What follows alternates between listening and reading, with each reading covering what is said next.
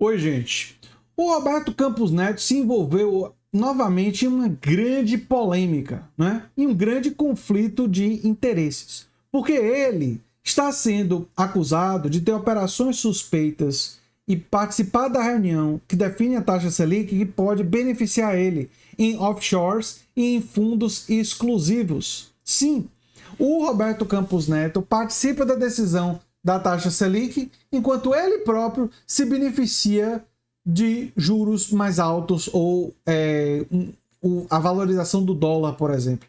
Aliás, essas acusações já tinham sido feitas contra o Paulo Guedes. E agora temos um outro, nesse caso um remanescente do bolsonarismo, indicado pelo Bolsonaro, sendo acusado disso. Tem mais detalhes nessa reportagem aqui, né? Acusado de operações suspeitas, Campos Neto participa de reunião que define a taxa de juros. Ele é suspeito de ter feito aplicação em paraísos fiscais e poderia atuar na definição da Selic. Não poderia, né, atuar na definição da Selic, já que ele se beneficiaria da decisão. É por esses e outros motivos que nós temos o abaixo-assinado fora Roberto Campos Neto por um Banco Central a favor de juros mais baixos e do Brasil. Abaixo-assinado que está sempre nos comentários fixados. Bem, o que seria esse conflito de interesses? Eu vou explicar aqui através de uma analogia. Imagine um prefeito que resolve construir um aeroporto na sua cidade, né? Ele resolve, consegue uma verba e faz. Só que esse mesmo prefeito, ele é sócio de um dos donos, talvez o dono majoritário, de um restaurante, de uma rede de restaurantes da cidade. E aí ele coloca o restaurante que ele é dono como o único restaurante no aeroporto. E se beneficiando enormemente, pessoalmente, financeiramente, disso. O conflito de interesses, nesse caso, fica óbvio, né? No caso do Roberto Campos Neto, é muito semelhante e é bem óbvio também. Ele, tudo leva a crer, pelas reportagens, pela investigação, o Lindenberg Farias chegou a perguntar diretamente para ele e não obteve resposta se o fundo exclusivo era dele, estava no nome dele e tal. Roberto Campos Neto simplesmente não respondeu.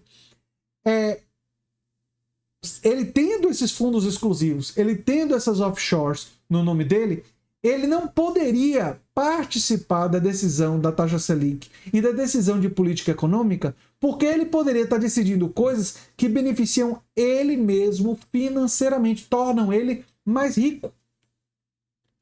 Então, assim, nós criamos o abaixo-assinado inicialmente por causa das taxas de juros absurdas mantidas pelas taxas de juros da Selic, que tem sido, ainda está em 12,75%, altíssimas, né? E por Roberto Campos Neto ter sido indicado pelo Bolsonaro. Mas com o passar do tempo, verdade seja dita, a gente foi descobrindo que se a gente já achava o Roberto Campos Neto ruim, ele é muito pior do que a gente poderia imaginar. Não é só porque ele foi votar no Bolsonaro fantasiado de bolsominion com a camisa da CBF. Porque isso daí, ele tem o direito como cidadão e eu tenho o direito de repudiar o voto dele. Enfim, democracia. Mas ele também tentou censurar o Gabriel Galípolo. Tem várias reportagens sobre isso. Ele, segundo a revista Piauí, trouxe os detalhes. Ele forneceu material de pesquisas, inclusive pesquisas que subsidiavam para os bolsonaristas e a campanha do Bolsonaro saber detalhes sobre o mapa brasileiro eleitoral para ajudar na reeleição do Bolsonaro. Ele atuou, enquanto era presidente do Banco Central, como uma espécie de cabo eleitoral técnico do Bolsonaro. Uma coisa completamente irregular. Completamente irregular.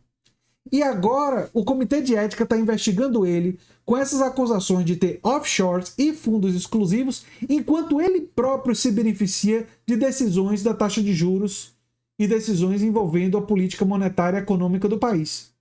Uma coisa completa, um conflito de interesses óbvio e absurdo. Porque ele pode estar decidindo coisas pensando não no bem-estar da população brasileira, mas pensando no bem-estar financeiro dele próprio.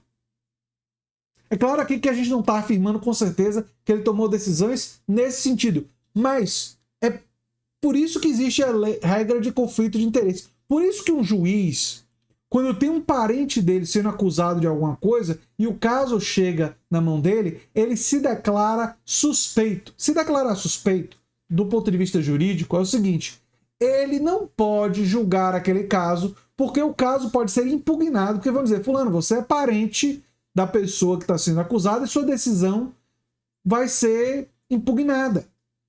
Então ele se declara suspeito para dizer, olha, eu não posso decidir sobre isso. Se o Roberto Campos Neto tivesse uma dimensão ética forte, ele teria se declarado suspeito e teria saído, mas todas as evidências existem nos últimos meses, que mesmo após críticas duríssimas do Lula, críticas duríssimas de setores do empresariado, não vou nem falar na imprensa na esquerda e tal, porque o Roberto Campos Neto provavelmente não dá a mínima porque a gente faz, né? É a nossa pressão. Mas ele, mesmo depois de tudo isso, ele deu sinais que ele quer ficar até o final do mandato.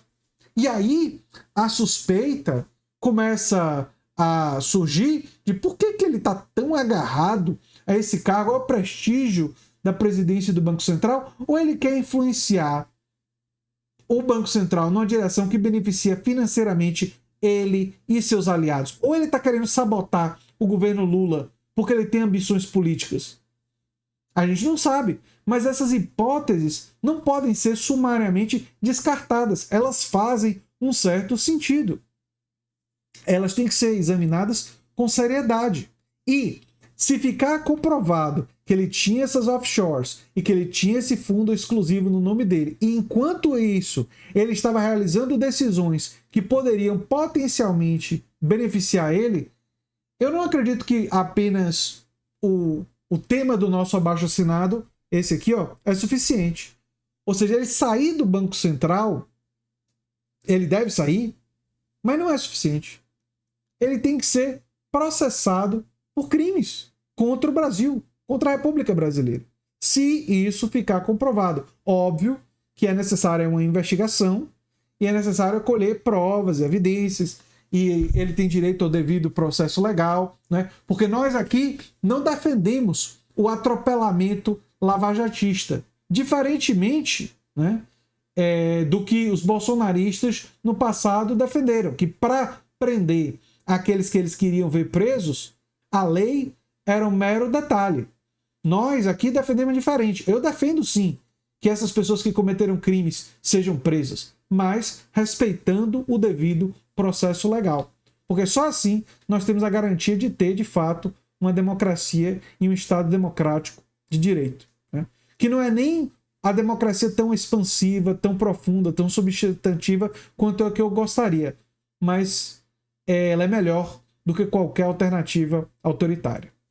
Eu sou André Teixeira Jacobino, o canal é a Nova Máquina do Tempo, e a gente se vê em breve em um outro vídeo. Se você gosta do que a gente faz, já sabe o que fazer. Se inscreve, dá um like, compartilha, vira membro, apoiador, quem sabe faz nossos cursos. Ou assiste esse próximo vídeo que eu garanto que você vai gostar. Tchau, tchau, gente.